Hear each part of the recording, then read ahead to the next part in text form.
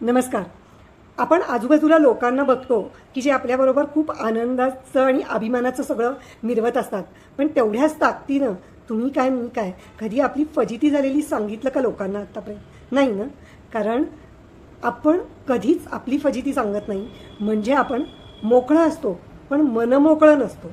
जर तुम्हाला मनमोकळं व्हायचं असेल तर तुम्हाला वाचायलाच हवं राजीव बर्वे यांनी लिहिलेलं पुस्तक, ज्याचं नाव आहे मनमोकळं.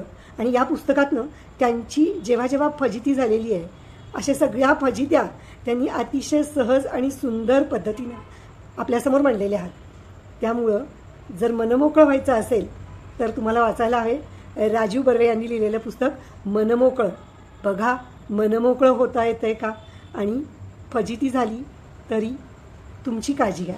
Take care of yourself. नमस्कार.